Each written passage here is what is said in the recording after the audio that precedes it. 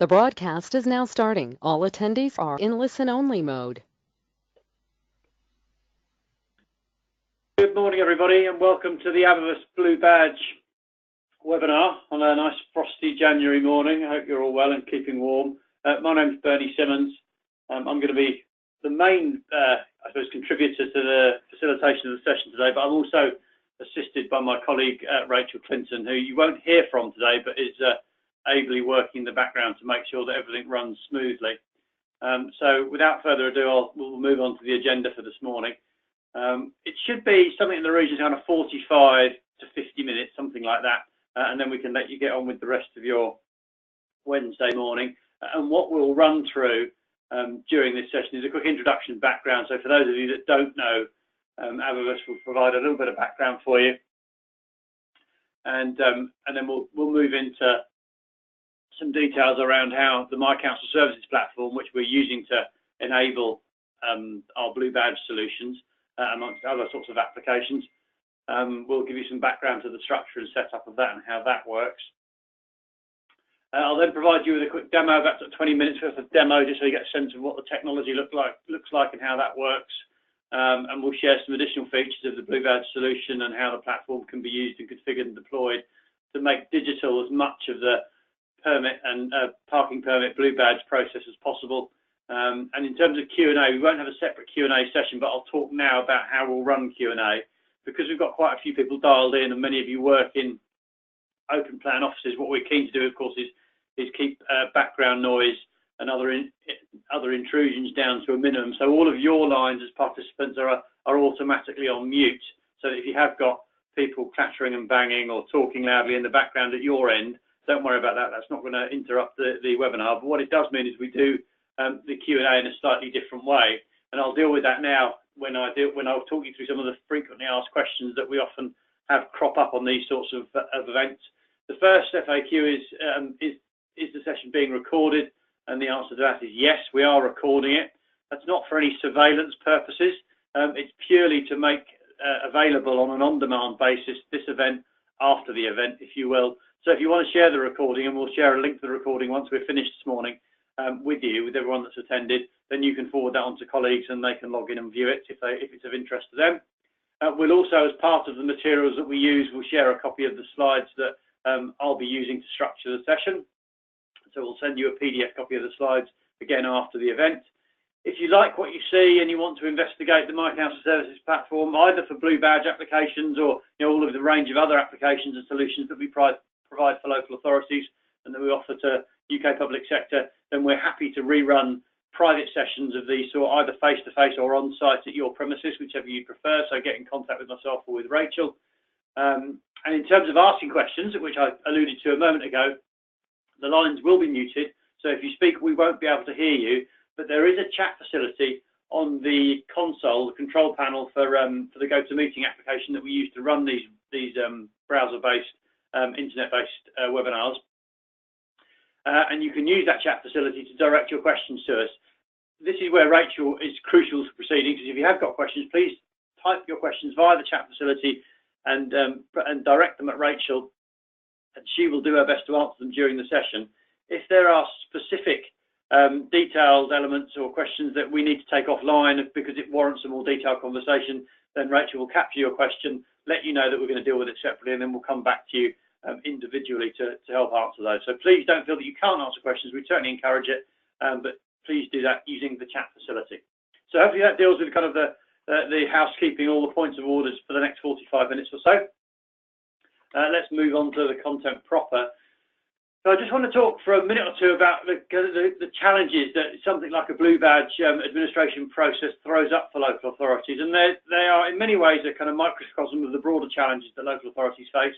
But the Blue Badge process itself is, by its own admission of the Department for Transport, which is the kind of primary administrator of this benefit and of this process, a complex process.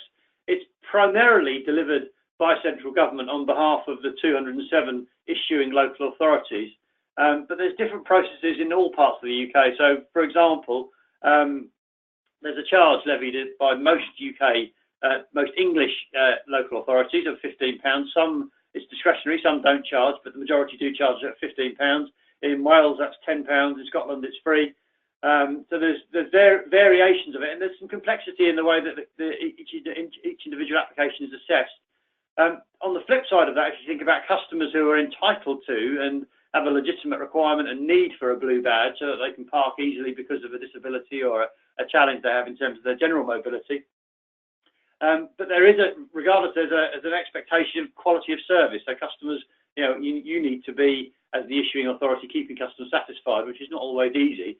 I think the other thing I'd add to that is to say that certainly in contemporary context, customers, whether they're using a publicly administered and provided service that a local authority might be providing or a commercial service, they have certain expectations of quality and ease of access. And some of those, of course, from an accessibility point of view, are supported by legislation and compliance. So you have a requirement to do these things well and to deliver a quality service. And it's fair to say that for all local authorities, everyone wants to do a good job anyway. That kind of resource intensity, the expectation of customers, can lead to challenges around innovation. Add to that, of course, the ongoing lack of funding and financing from an austerity and budgetary point of view. And all of those things can lead to challenges to innovation. There's kind of a risk averseness, understandably, to make significant changes. But all authorities are having to look at the way that they do things. That lack of innovation, if it is a challenge in your organisation, could also lead to a lack of automation. So because there's been a lack of investment, potentially because of lack of funding, sometimes you'll end up with very manually driven processes and not the right technology in place to help you automate and make as efficient as possible all the processes.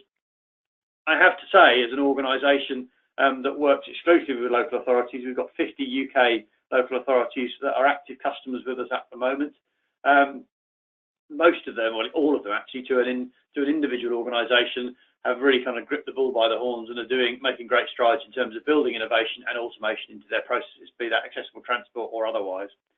The other reality of austerity and a lack of funding is that you're having to do localised delivery, particularly for Blue Badge, on less resources. That's a real challenge because you've got everything pulling in the wrong direction. You've got less material resource, cash resource, people resources to pull on because of the need to save money, but expectations to deliver quality and delivery of mandated services. Off the back of that, I'd also say that the ability to analyse and report against different process types and different activities that customers are doing online and through your organisation is important, and we provide all of those. Those kind of 6 bullets that kind of provide the backdrop to some of the challenges around Blue Badge administration are largely taken from one of the recent reports by central government on the alpha assessment of the Blue Badge process. So this is not us creating propaganda. This is based on kind of objective research of what some of the issues and challenges are. So with some of the background set, let's move on to some of the details around what we provide.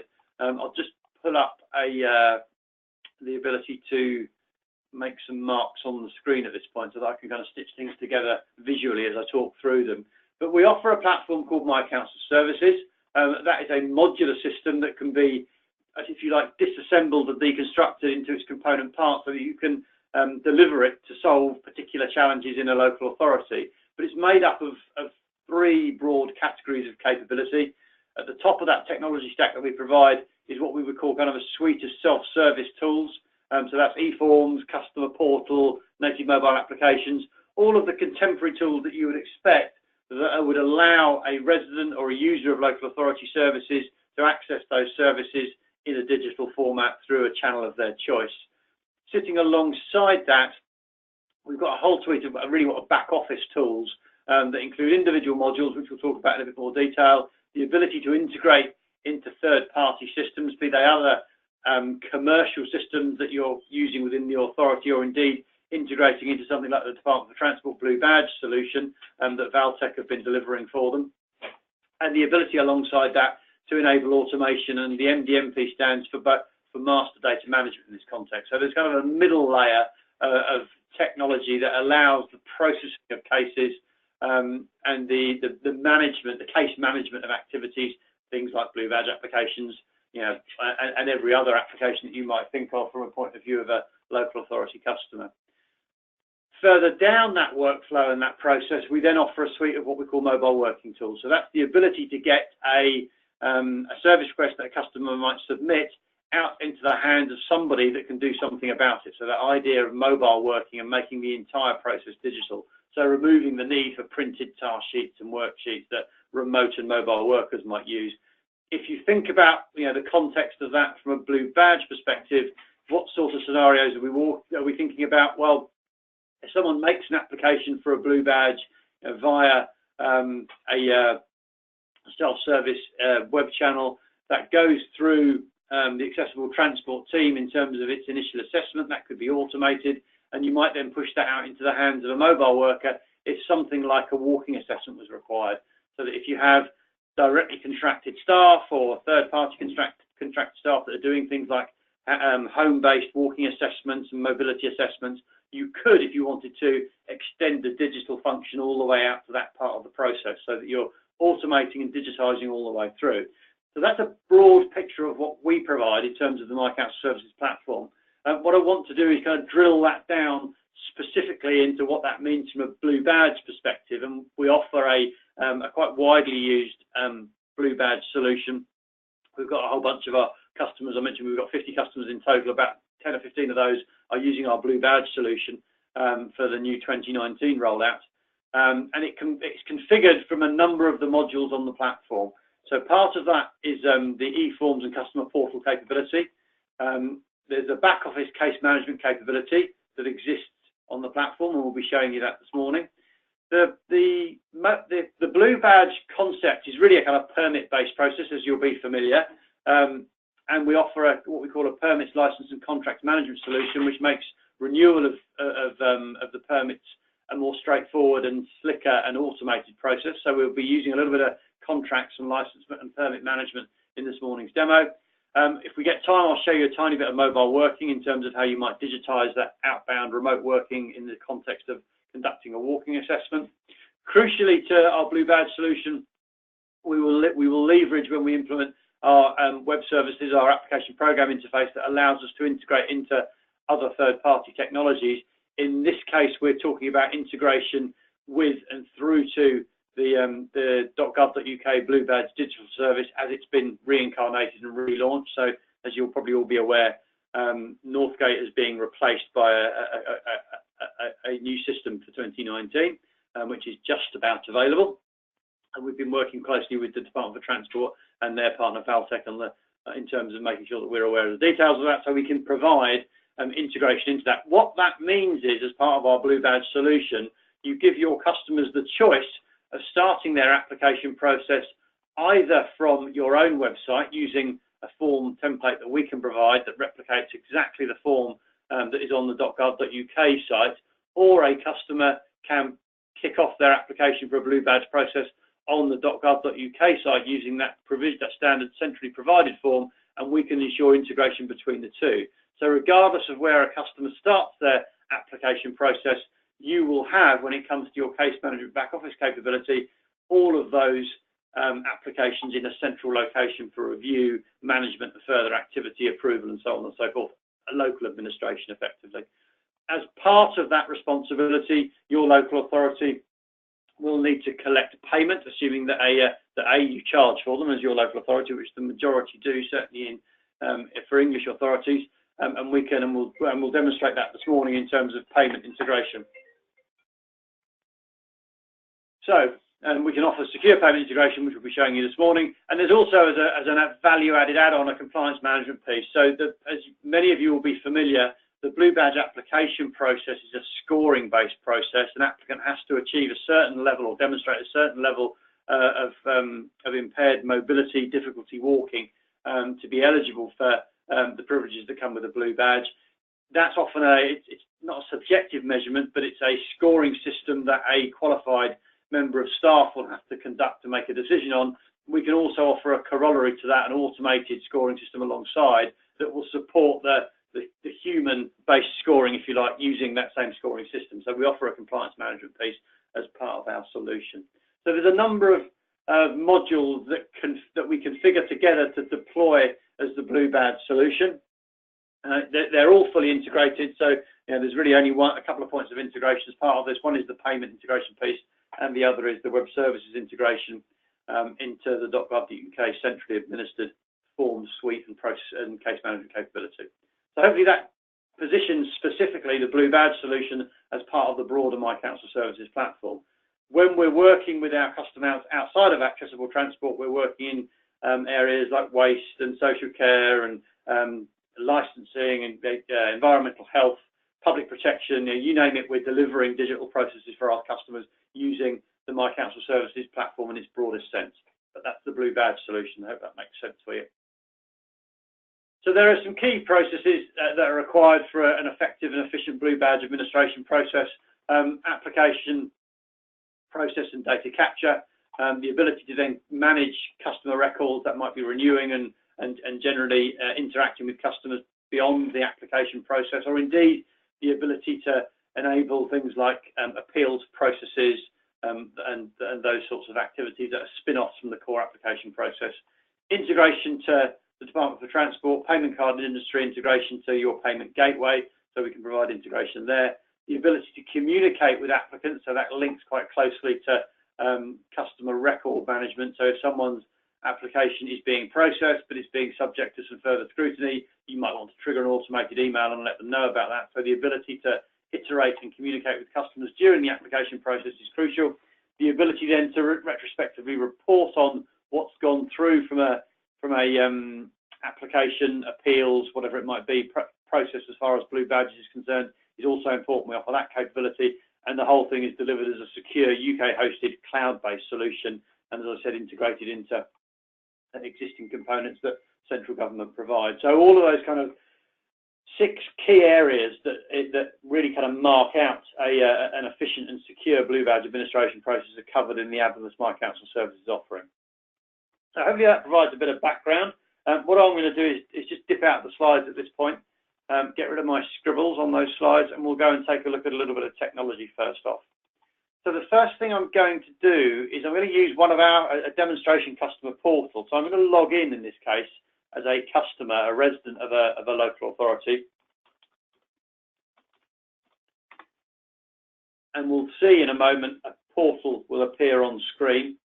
So this is an example of a demo example of our customer portal, and it's much broader than just the Blue Badge administration piece. You can deploy just the Blue Badge application form, for which a customer can just sign up, declare their details, share their details as part of the process. You don't have to deploy it as a portal, but that's what we've done here, just to kind of show the art of the possible, really. I'll just give you a very quick tour of the screen layout of the portal as it stands in this context. When we deploy this for customers, the portal that we provide and the e-forms that we provide, if you're using individual e-forms, are embedded and integrated fully into the local authority's web property. So this is running as a standalone My Council Services branded portal. When we deliver this for customers, you'll have it delivered as a fully integrated component of your own web property, and therefore it will be fully branded and wrapped up in the visual identity of your local authority. Colour scheme, logos, font, typefaces, all those sorts of things. And it would be as part of your .gov.uk website.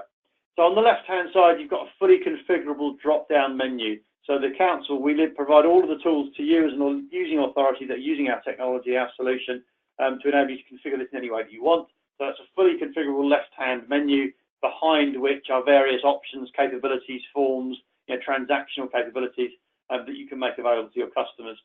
In the central part of the screen, we've got various hotspots that link through to most commonly, frequently used processes and capabilities. And then on the right-hand side, we've got a little bit of customer management information. As a registered customer, you can see how many service requests, contracts, appointments and bookings you've got upcoming. So you've got the ability to dip in and out of all of your kind of transaction activity with the council. And also in this example, we've got the ability to do things like view council tax balance, view benefits, claims, processes, all these sorts of detailed things that are surfacing information that's stored in things like a revenues and benefits information. I'm not going to focus on that in this session. We run other webinars or seminars that focus on those sorts of areas more specifically. We're going to get straight back into the Blue Badge piece in just a moment. So as a Blue Badge process is an application-based process, so we're going to go to the apply for it option on the left-hand side, and that will drop us into a suite of e-forms that allow a customer of your local authority to apply for any application-based processes that you provide. Before we dip into the blue badge example, I'm just going to jump back to the home page, and I'm going to type in something in the search bar just to demonstrate an additional piece of functionality. So I've typed in the word blue in the search bar, and what that's doing is searching the entire portal interface for any appropriate or matching forms, knowledge-based articles, transactional pieces of information, whatever it might be that a customer might want to retrieve. So the point being that the entire portal is indexed for search. So if a customer doesn't want to click through to the forms that are tucked away behind menus options, they can just search for the appropriate term, be that blue badge or green garden waste or whatever it might be, and they can find the appropriate information and the appropriate form and the appropriate transaction to do that themselves. So let's just jump back to the apply for example, and we'll dip into the blue badge form proper. So that takes us into our first e-form. In this case, it's a blue badge application form. Just to reiterate, folks, a point that I made earlier, because we offer integration as part of our blue badge solution, integration into the central government.gov.uk deployed forms and application process, it doesn't matter where a customer starts their journey with you. You can offer a form on your website that replicates exactly the Department for Transport form on the central government site, or they can start on the central government site. So you can start at either point, and then those two application points confluence because we offer an integrated solution. And we'll take a look at where that case management piece appears in a couple of minutes once we've walked through the customer-facing side. Now, this form replicates the central government form pretty much exactly, with a couple of variations for the purposes of artistic license for this morning's demo.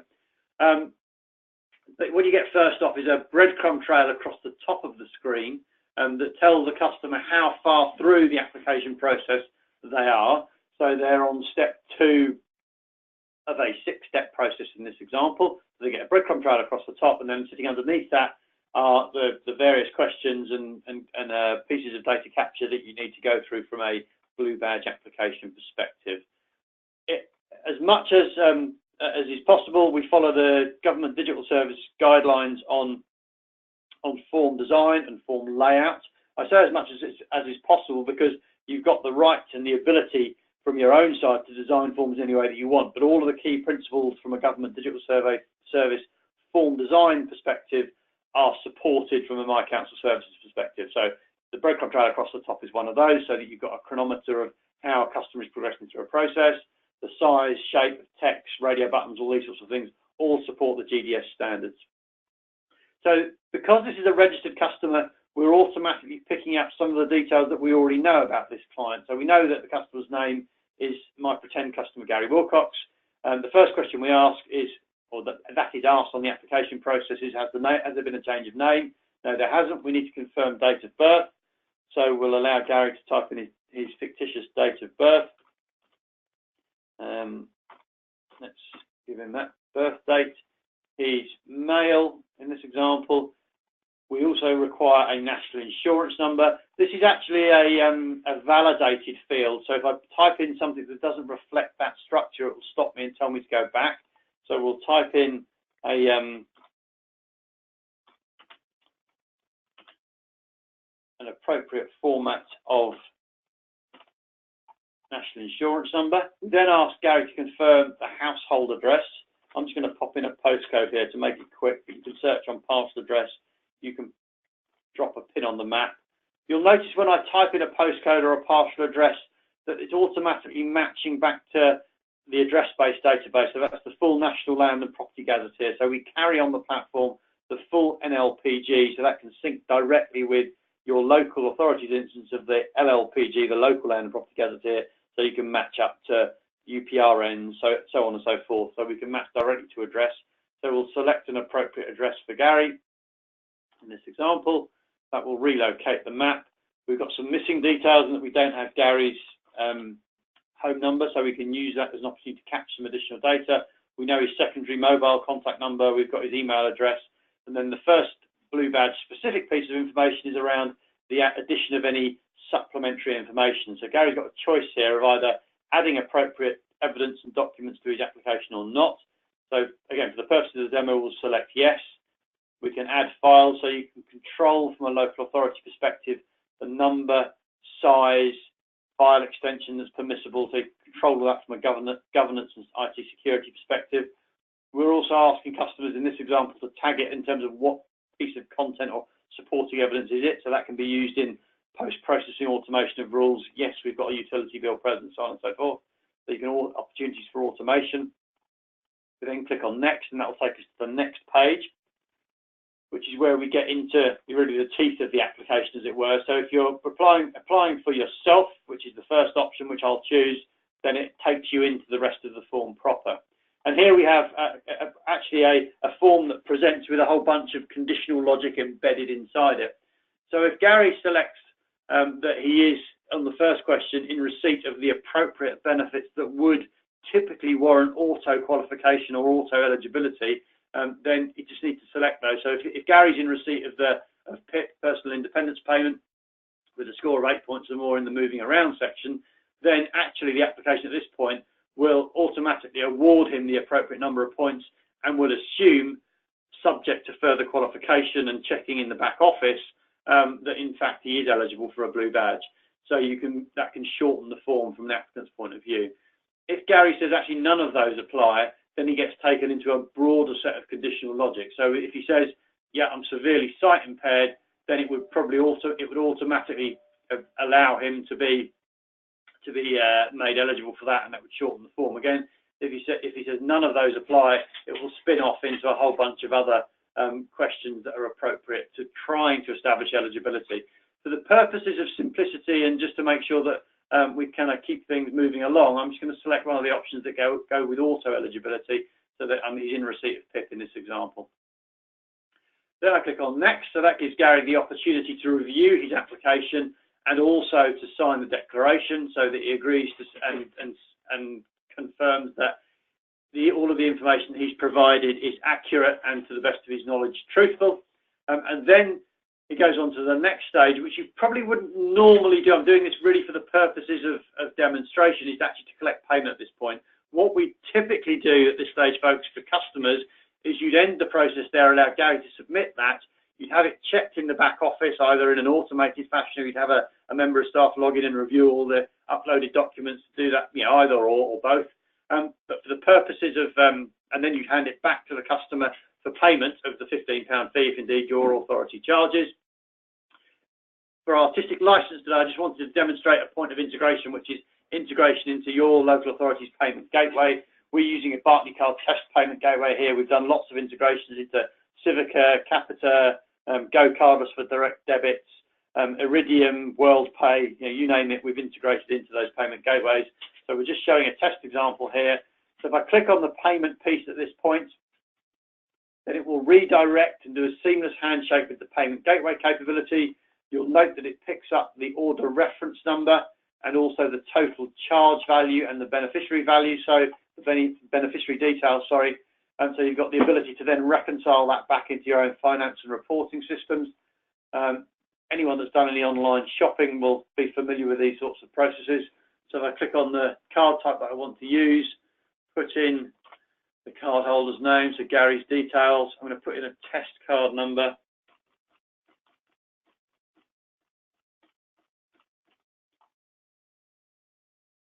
An appropriate expiry date at some point in the future, and CVC details. Confirm my payment. Payment gateway piece will do its thing. We'll process that payment. If that's accepted, it will hand us back with an accepted note, so it tells us that that payment's been accepted. If that payment was declined, incorrect card details, insufficient funds available, whatever it might be, if the payment gateway supports resubmission of that payment with different card details, then we can support all of those kind of iterative outcomes and different formats of payment collection. So we're doing online payment collection with an integration between my council services and your council's preferred payment gateway provider. So that's payment collected. And then we click on next. And then Gary, as the submitting applicant, has the opportunity to review all of the details that he has created and curated as part of his application. He could go back and make changes to that. He could save and submit later, or indeed in this case what we're going to do is just go through and we're going to submit that. So as part of the Blue Badge solution, we offer a suite of form templates that are pre-designed. They can be adjusted and changed if you want to, but they reflect the exact requirements of the central government application templates. And we also offer appeals templates and all of the other iterations that might be a requirement as part of your Blue Badge solution. The whole application is all GDPR compliant, so we're UK hosted and offer full support for general data protection regulations. And we're registered with the ICO, so all of those concerns are covered. So that's the application side of the process. From the customer's point of view, they also get the ability to review any of their recent Blue Badge applications. So 23rd of the 1st at 10:31, there's Gary's most recent Blue Badge application against 70 Grove Hill. So your customer gets the ability to go and review progress, and you can trigger communications back to the customer. So the next step for us then is to step out of the role of customer and take a quick look at the back office capability so that you can get some sense of the case management ability that sits in the back office. So what I'm going to do is I'm just going to jump across to a different browser interface, and I realise I'm using a number of different screens. I just want to pause for a second and make clear where we are in the process. Everything that we've done so far has been the customer-facing side of things. So that's my made-up customer, Mr. Gary Wilcox, using the council's portal and the Blue Badge application form to self-serve on an application. He could, of course, also have started that application from the .gov.uk site, and that same application information would filter through to the back office that we're looking at now. So we've now stepped across, we've changed roles from customer into a member of the accessible transport team administrating some of those processes. If I just refresh that screen, and we're looking at the My Council Services back office, and I'm looking at a specific service desk screen, which is our case management light interface, and you can see that Gary's most recent application at 70 Grove Hill at 10:31 today, Blue Badge application number 161829, is sitting in the queue of cases to be reviewed and to be approved, finalised, whatever it might be. At that point, you'll also see there's a little graphic that displays it as a Blue Badge application, and on the bottom left-hand side of that is the eligibility score of 15, which is the minimum criteria for award of eligibility for Blue Badge.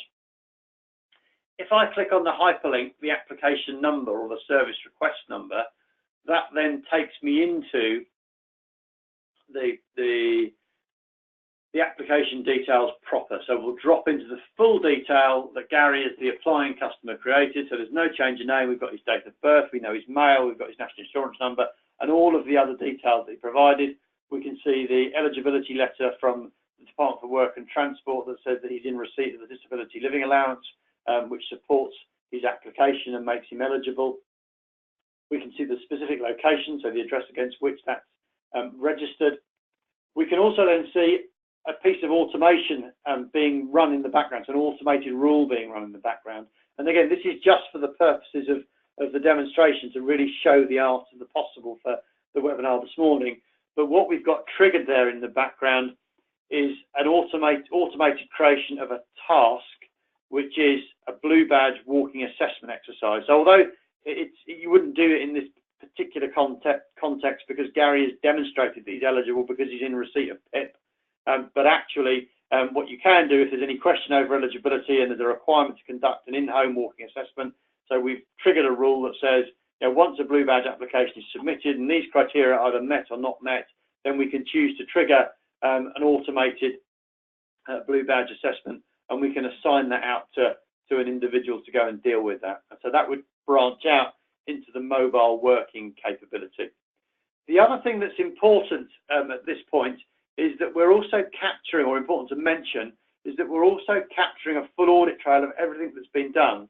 So if you look at the bottom of the screen where I'm just highlighting with my mouse at the minute, every step of the process thus far has been date stamped and time stamped and user stamped in terms of exactly what's going on.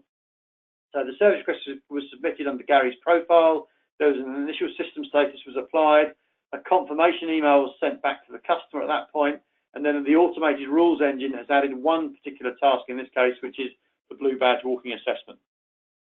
So that's the kind of main body of the application at this point. on the right-hand sidebar, we've got all of the really the case management tools. So if I wanted to add documents, or I wanted to create a different task, or I wanted to change the owner, or I wanted to send a communication back to the applicant, to the customer, or an SMS back to the customer, I could do all of those things manually. Any communication back to the customer can also be built into an automated rule, so just bear that in mind. If I need to print the application for some reason, we generally try and encourage customers to avoid printing materials. It's best to keep them digital if you can, save resources and so on. If I want to share it with a colleague that's eligible to see this as well, then I can. If I want to look at nearby service requests of the same type on a map, I can do that.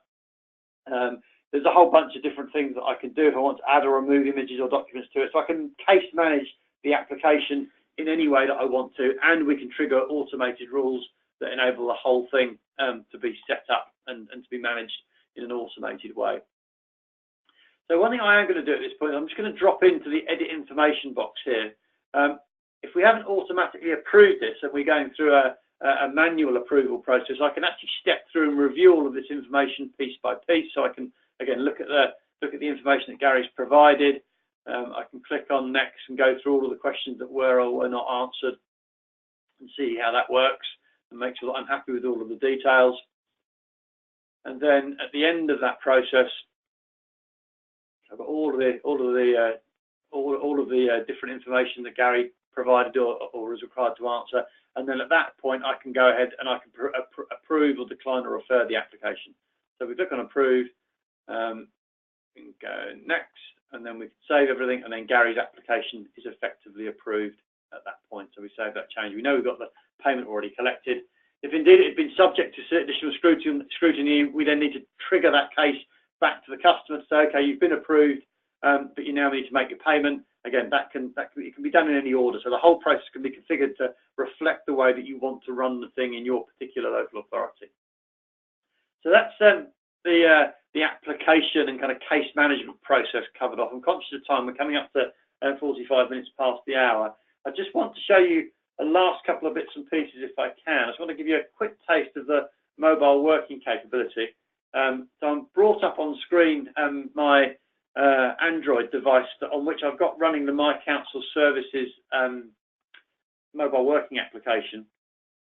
So I'll just bring up so this is a native app that we provide as part of our mobile working suite, and it provides an opportunity for additional digitisation of the Blue Badge process. And if I tap on Mobile Worker as part of that exercise, and instead of going to my service request screen, I go into my task screen, and I refresh that screen, then it will download any new tasks that have been assigned to me as an assessor as part of the accessible transport process. So if I've got a Blue Badge walking assessment, then I can go into that. So I've got the new task that was created.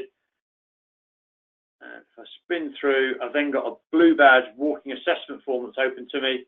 So I can go through that form and create and answer the necessary questions that enable me, if I'm doing an in-home assessment of Gary's mobility and physical impairments, and I can do that in an objective way, and I can have all those tasks digitised for me. So our mobile working suite can be added on to the Blue Badge solution to digitise, every part of that, both application, processing, payment piece, but also the assessment piece if you wanted to. So I just wanted to share that with you very briefly, to give you a sense of the art of the possible and how extensive the digitisation and automation of the process could be.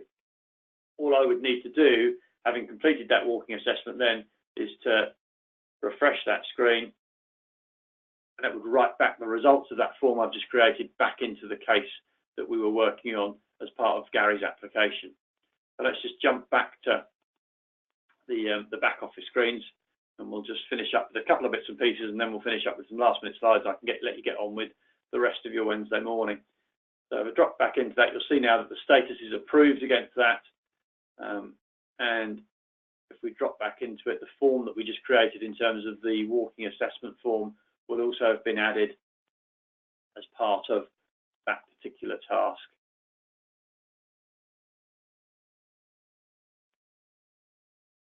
And there's our completed form, which is the walking assessment form.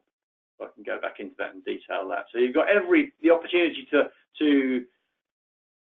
to digitize and automate to the appropriate extent possible all aspects of the Blue Badge application and assessment process. One last thing I'd like to show you, if I can, is just to dip back for a minute or two into some of the more detailed aspects of configuration. So I'm just clicking on the right-hand option under administration. This takes you into all of the screens that deal with the configuration, the setup of the platform. So you've got a form design capability in here. You've got a rules engine in here.